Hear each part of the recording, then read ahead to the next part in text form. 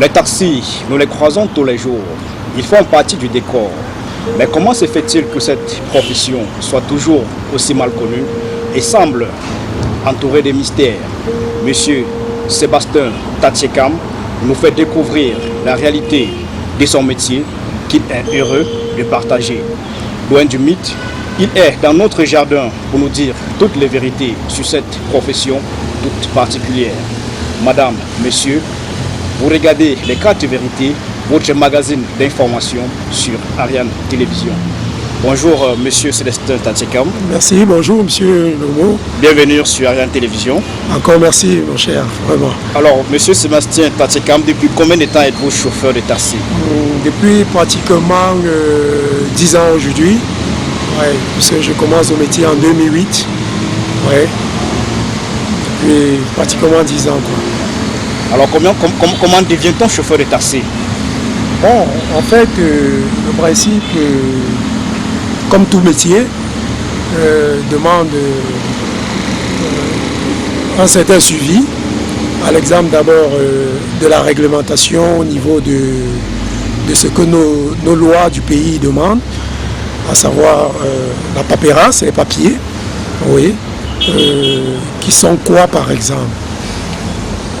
Un permis de conduire, la capacité et la CNI bien sûr. Voilà. Bon, puisque c'est de par tous ces détails que le présumé taximan arrive à avoir un badge professionnel qui lui permet d'entrer dans la profession. Bon, déjà pour avoir tous ces documents, il faudrait bien avoir d'abord, comment dirais-je, une capacité morale, si je peux dire, parce que la connaissance de la ville où le taximan que nous sommes doit connaître la ville. C'est ça qui lui donne, donc, permet d'avoir même tous ces documents, en fait. Donc c'est un peu ça. Alors, que faisiez-vous avant d'être chauffeur de taxi? Bon, c'est vrai, avant cette profession, j'étais commerçant. Oui, je faisais dans la quincaillerie. Oui, c'est ça. Et qu'est-ce qui vous pousse à abandonner la quincaillerie pour vous lancer dans le transport? Voilà, je m'inspire déjà du fait que l'activité permet d'être en contact avec presque tout le monde. Parce que le taximan est l'entrée, la sortie, l'accueil d'une ville. Je parlerai de ville parce que pour être taximan, c'est la profession d'une ville. Exact. Donc, ce fait déjà d'être en contact avec tout le monde me séduit. Et après, je constate aussi que en échangeant avec certains dans la profession, parce que je ne m'étais pas encore imprégné, je comprends que non seulement c'est un métier ouvert, mais il permet aussi des entrées, comme aujourd'hui je fais et je constate. Donc c'est tout ça qui me motive à entrer dans la profession. Alors dites-nous, qu'est-ce qui vous plaît tant dans ce métier? À vous entendre parler, oui. On sent une certaine passion. Qu'est-ce qui vous plaît tant dans cette profession? Bon, pour dire vrai, monsieur Brice,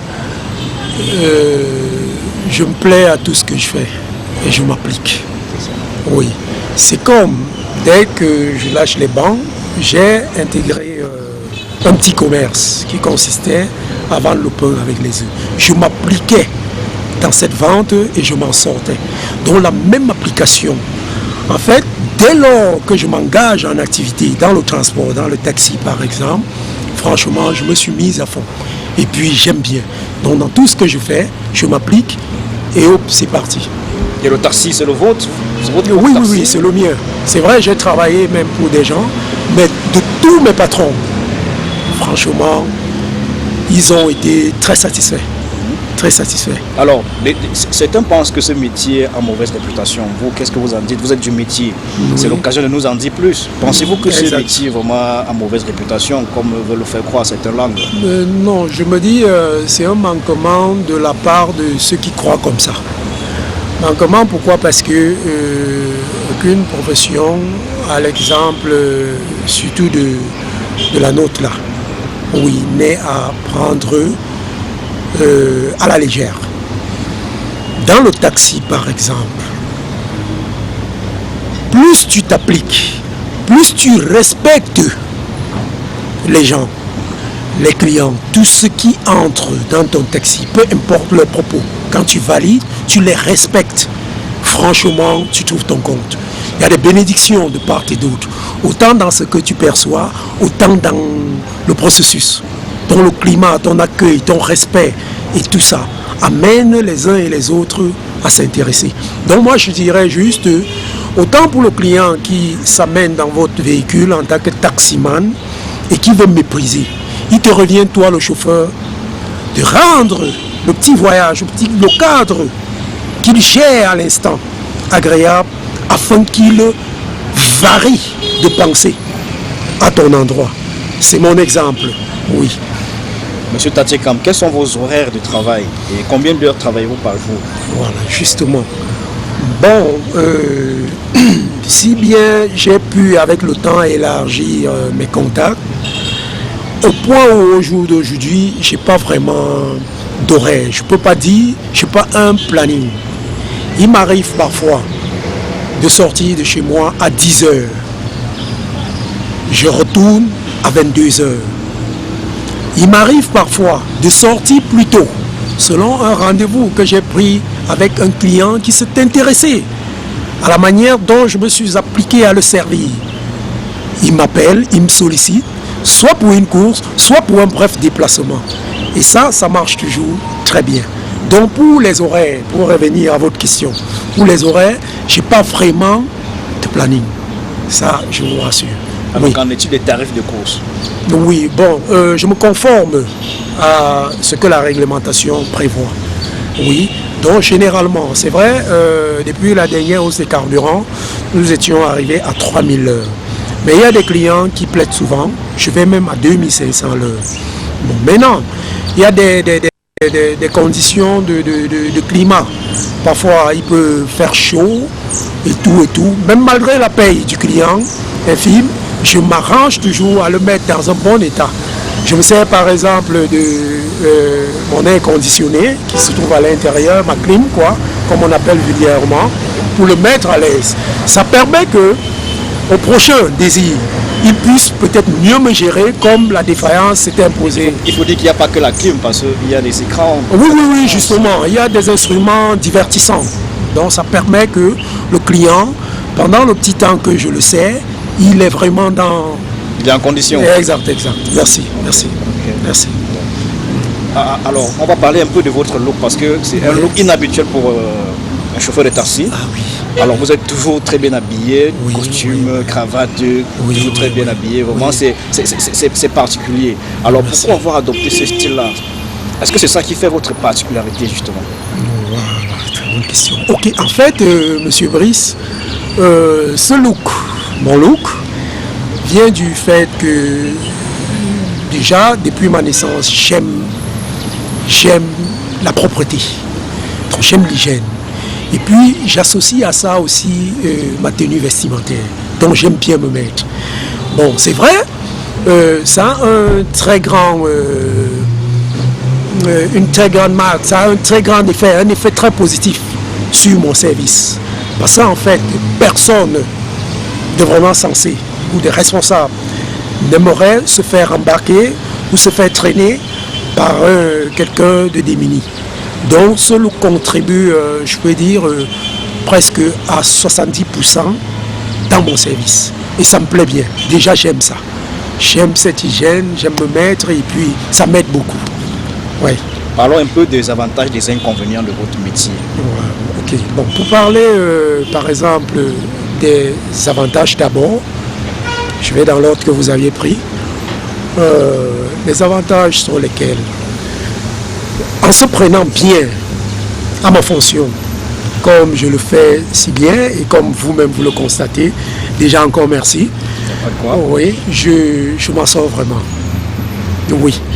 Ce qui fait que parfois, j'ai maintes fois eu des clients qui empruntent mon taxi de manière ordinaire simple, une interpellation pour un trajet, suivant le tarif qui se doit, 250. Mais une fois à bord, le climat, l'accueil, tout ça, le motif, et à la descente, au lieu même de 250, il me bonifie un peu. Il me donne même un 300, il me dit vraiment merci, le service était bien. Franchement, continuez comme ça. Donc il m'encourage à évoluer dans cette lancée. Voilà un des avantages, vous citez. Ok. Bon, il y en a tellement, même des courses. J'ai tellement de bonus faits par des clients. Et pas des clients habituels, même des nouveaux. Ça, je vous assure, même des nouveaux. Donc, ce qui fait que ça fait partie des avantages dont vous m'interrogez tantôt par rapport. Bon, maintenant, en parlant des inconvénients, on rencontre aussi pas mal de difficultés. Comme on disait au début, il y a des gens qui méprisent le taximan. Bon, c'est à tort, parce que s'il était plus conscient, il ne devrait pas avoir cette attitude. Bon, il y a parfois des mots qui peuvent s'échapper ou un malentendu avec un client. Bon, c'est vrai, moi, avec mon civisme, je les aborde toujours avec beaucoup de tact. Mais beaucoup de collègues ne se conservent pas, ils ne se retiennent pas. Donc, ils sortent souvent de leur gomme et puis ça crée, voilà des difficultés qu'on rencontre parfois. Mais moi, déjà quand même, préparé et un peu expérimenté, peut-être pas plus expérimenté que d'autres, mais j'arrive quand même à maîtriser la chose. Oui, au point où le climat est toujours équilibré. Sauf celui qui entre vraiment avec une très mauvaise intention et que je n'arrive pas à contrôler. D'où je fais souvent appel aux autorités, oui, pour pouvoir régler quand ça ne va plus trop. Exemple, je peux embarquer des gens sans savoir qu'ils sont ivres. Oui, et du coup, à l'intérieur, ça crée des problèmes. Donc, moi seul, je ne peux pas. Je me conforme donc à ce qui se doit. Des contacts, j'ai des contacts de beaucoup d'autorités. Tout de suite, je les contacte et puis le point se passe. Oui. Et qu'en est-il des tracasseries policières? Vous n'avez pas de difficultés à ce niveau-là? Voilà, pour ce qui est des tracasseries, au jour d'aujourd'hui, il y a beaucoup de modération. Oui, je peux dire qu'à 80%, les choses se sont beaucoup améliorées. Les interpellations, à tout bout de champ, tout ça, non. C'est tranquille quand même au jour d'aujourd'hui. Et puis la police, je tiens un grand chapeau à monsieur le délégué. Pourquoi? Parce qu'il a vraiment fait quelque chose de bien pour ce qui est de la sécurité concernant le transport. Oui, il s'est appliqué à vraiment réglementer les policiers. Et puis l'attitude est beaucoup mieux qu'avant. Ça c'est vrai, avant que je n'entre dans le métier. Donc de ce côté quand même, à moins que toi-même le conducteur, tu n'aies une mauvaise discipline. Et ça les irrite souvent. Oui, ça les irrite. À l'exemple du stationnement, comme les collègues font si bien, ils se garent n'importe comment. Mais ils sont toujours quand même ce souci de blâmer un peu. Ils se relâchent tout de suite. Donc ils n'insistent pas. Et puis ça permet qu'on puisse quand même être plus dégagé. Vous avez même une carte de visite pour un taximan, oui, c'est pas commun également. Bien sûr, ça c'est vrai. Alors, est-ce que ça fait partie de l'une des qualités de ce métier? Oui, absolument, M. Brice. Surtout que une fois que un client se fait embarquer par un taximan comme moi et qu'il est vraiment bien, dans un bon cadre, il est tranquille, il voyage bien, tout ça, c'est remarquable. Il arrive toujours que les clients me demandent est-ce possible d'avoir ton contact? Bon, le temps de noter et tout, c'est plus facile quand je sors ma carte. Oui, et je remets au client. Donc en fait, c'est très professionnel. Merci, vraiment, merci, surtout. Donc quand je sors la carte, franchement, le client est davantage rassuré. Oui, du bon sens sérieux. Exact, qui va avec la fonction. Alors, tantôt on parle de crise également qui touche fortement la profession. Est-ce que vous sentez cet impact-là? Oui, c'est vrai, c'est répandu. C'est difficile, très très difficile. Mais cependant, le peu qu'on arrive quand même à voir, oui, avec un bon esprit, on arrive quand même à vivre, à survivre. Oui. Et quelle est votre cible? Quelle est votre clientèle cible? Les Voilà. aéroports, vous ciblez qui particulièrement? Quelle est votre clientèle préférée? Très bonne question, monsieur Brice. Pour ce qui est des cibles, je n'ai pas de choix. Je n'ai pas de cible particulière. Comme je vous le disais tantôt, au début de notre entretien, moi je respecte le client, tous les clients. Autant le respect est donné à celui qui me donne 250, autant à celui qui me donne 3000. Ceci pourquoi? Parce que tous sont clients. Ils doivent bénéficier des mêmes avantages. Ok. Maintenant, j'ai été même souvent surpris que c'est un client qui ne m'a donné, parce que parfois il y a des brèves destinations où des gens disent 100 francs. Oui, je prends. Et c'est celui de 100 francs là même qui demain me met encore plus à l'aise. Or, il se sentit malgré son 100 francs très bien encadré, très bien servi, et ça l'a marqué. Il a sollicité mon contact. Exactement. Exact. Donc, possible pour dire que je marque une importance ou encore une marque extra pour certains noms. Tous, je les prends au même point. Et maintenant, parlant peut-être des zones, aéroports ou tour de ville ou des quartiers même plus profonds, je suis partout, tonton. Vous parlez des ramassages. Exactement, courses, location. Voilà. Alors, quelles sont les courses que vous préférez alors? Ok, pour ce qui est des préférences, en fait, des courses, comme toutes courses, puisqu'elles sont presque semblables, oui, elles sont presque semblables. Bon, c'est vrai, il y a des clients que je prends et d'où les taux sont un peu plus élevés parce que toute la course, la clim doit être à fond. Bon, ça me fait dépenser un peu en carburant. Bon, ça fait que au lieu peut-être de 3000, oui, on peut arriver même à 3500, 4000 pour certains. Ouais, pour que je puisse, voilà, pour que je puisse aussi équilibrer un peu. Ouais, donc c'est un peu ça. Ouais. Un transporteur d'un autre genre. Alors, merci. Maintenant, la clientèle, vous travaillez, vous n'avez pas d'horaire de travail. Exact. Ça veut dire que vous travaillez également dans la nuit. Oui, également dans la nuit. Alors, comment vous gérez la clientèle de la nuit? Parce qu'on sait que dans la nuit, généralement, le risque est plus élevé. Ah, tout à fait. Bon, comme je le disais tantôt, le jour comme la nuit, je me conforme toujours à ce que la réglementation prévoit. Oui.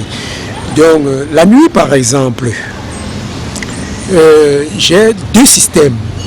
Il peut arriver qu'un client m'appelle à 1 heure et que je suis à la maison. Ok, on doit s'accorder pour tout afin que je sorte de chez moi, afin que j'ouvre le portail et je sorte. Bon, très souvent, quand je suis déjà à la maison, je suis un peu plus coûteux. Parce que cette peine, c'est rupture de sommeil, vous voyez un peu. Exactement. Voilà, donc je suis un peu plus coûteux. On doit s'accorder pour les montants et tout, avant que je ne sorte. Vous n'avez pas peur des risques parce que la clientèle de la nuit, généralement, on ne sait pas qui est qui. Exactement. On a souvent une certaine méfiance, on se dit ça peut être des... Tout à fait. Est-ce que vous n'avez pas peur de transporter ces genres de personnes-là? Ok. Sur cette question, je vais vous répondre. C'est vrai, ça reste toujours distrait dans ma profession, mais même jusque-là, ma réponse serait discrète. Okay. Oui, j'ai un système de sécurité, oui, qui me permet vraiment de contrôler. Donc, il y a non seulement cet avantage de sécurité pour tous mes clients quand je sors, quand ils me sollicitent, qui entrent en jeu. J'ai un système de sécurité vraiment tic.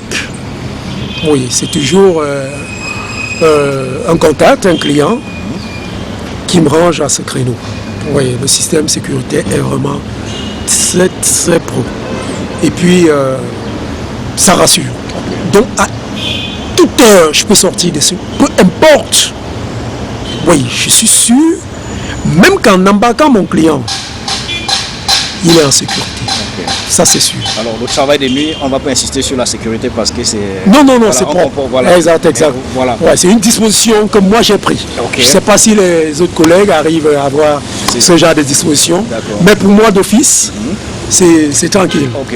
Alors, vous travaillez dans la nuit. Comment vous parvenez à concilier votre famille et votre métier, vu que vous êtes Voilà, à tout moment, on peut vous appeler à tout moment. Exact, Vous n'avez pas exact. de fixe. Comment vous Tout à conciliez fait. famille et Oui, bon, en fait, c'est une habitude que j'ai installée dans ma famille, ma petite famille, si bien que mes horaires et tout n'ont vraiment pas d'influence en famille. Oui. Donc quand je sors par exemple et tout, c'est pas une surprise, ça ne surprend pas. Oui, c'est une habitude que j'ai cultivée et ça se passe très bien. Alors, une question qui va sans doute peut-être vous embarrasser un peu. Monsieur Tachekam, combien vous gagnez? Combien gagnez-vous? Voilà, ok, non merci, c'est une question vraiment importante. Bon, pour ce qui est du gain, généralement, je peux pas définir. C'est vrai que la somme, en faisant la somme, je peux avoir une moyenne journalière. En faisant la somme mensuelle, je peux avoir une moyenne journalière. S'il faut tabler pour un montant journalier, oui, je suis dans les 12 000. S'il faut viser la moyenne. Mais cependant, c'est organisé tel que il y a des jours où je peux avoir 30 000, des jours où je peux avoir 20 000, des jours où je peux avoir même 7 000, pourquoi pas? Parce qu'il y a des difficultés, comme on parlait tantôt des difficultés. Oui, Je peux tomber en panne. exactement. Je ne pourrais plus faire la même production cette journée. C'est vrai, c'est vrai. Vous voyez, le garage peut me prendre toute la journée. C'est comme il n'y a pas très longtemps, la semaine dernière, j'étais non loin d'Ariane TV, où nous sommes maintenant, oui, en consultation par rapport à ma clim. Elle ne fonctionnait pas. Cette clim m'a pris toute la journée. C'est en fin de journée que, bon, entre-temps, étant là, j'avais des coups de fil des clients qui me sollicitaient, mais je remerciais les appels et je signalais mon indisponibilité de par-ci ou ça. Exact. C'est ainsi que cette panne m'a pris toute la journée. Et même le lendemain, parce que jusqu'à ce que la nuit tombe, c'était pas fini. Et les techniciens ne pouvant pas continuer, nous étions obligés de relancer le surlendemain. Donc, quand je fais la moyenne, je suis dans cet ordre, 12 000. Oui. Vous avez un véhicule long châssis. Comment les chauffeurs de taxi choisissent leur véhicule, justement? Voilà, dans le choix des véhicules, à mon exemple, je prends un long châssis parce que ça me favorise beaucoup de détails, de transport. Je fais souvent des embarquements, par exemple pour l'aéroport Simalène. Il y a des valises, des grandes valises. Dans mon coffre, par exemple, j'ai la possibilité de ranger 9 grosses valises sans déranger les places assises dont les gens sont bien assis et je rentre mes valises. Donc le choix pour mon cas propriétaire est centré dans une voiture spacieuse long châssis parce que j'ai le contrôle.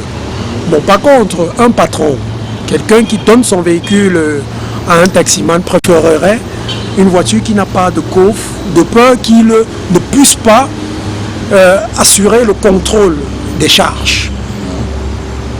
Vous voyez un peu, qu'il ne puisse pas assurer. Moi, en tant que propriétaire, j'arrive à contrôler. Donc je charge, je sais comment je roule, je sais comment je range. Par contre, mauvaise foi, s'il faut le dire, de certains, parce que ce n'est pas tous. Il y a dans notre profession de très bonnes personnes, j'en connais, très bonnes personnes. Peu importe le gabarit du véhicule que vous lui donnez, il prendra soin. Mais il y en a aussi qui ne gardent pas cette foi, qui détruisent, font des trucs et tout. Et là, ça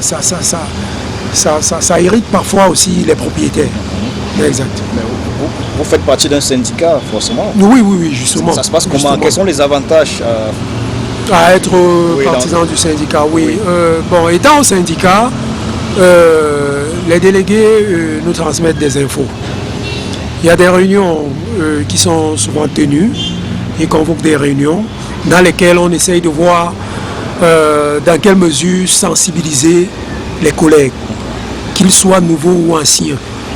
Oui, on produit des conseils, comment on doit se comporter pour que notre profession soit aussi bien vue, bien considérée par les citoyens. Bien exact. Okay. Alors ça c'est la dernière question pour sortir de cet entretien. Okay. Alors, quel conseil donnerez-vous à un jeune par exemple qui souhaiterait se lancer dans ce métier que vous faites? Voilà, ok. Bon.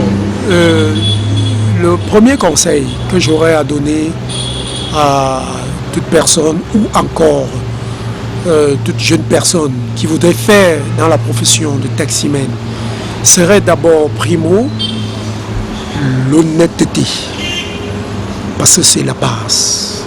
S'il est honnête, c'est gagné d'avance. En plus de l'honnêteté, s'il faut voir un deuxième conseil, ce serait l'hygiène. Donc si en plus du bon esprit, de l'honnêteté, il joint à ça l'hygiène, bon, il s'en sortira. Ça, rassurez-vous, M. Brice, il s'en sortira dans la profession. Donc s'il est honnête, parce que quand je parle de l'honnêteté, ça cumule beaucoup de détails. Vous voyez un peu, vous voyez, ça cumule beaucoup de détails. Dans l'honnêteté, on retrouve son accueil. Dans l'honnêteté, on retrouve son respect. Dans l'honnêteté, on retrouve sa manière de bien conserver et de bien prendre soin autant des personnes qui transportent, parce qu'il est leur sécurité. Il est leur sécurité en tout. S'il conduit mal, il le met dans des situations d'insécurité. S'il se comporte bien, il les accueille bien et tout, c'est gagné. Ça, c'est clair. C'est dire que même ce qu'il perçoit de toutes ces personnes est vraiment béni.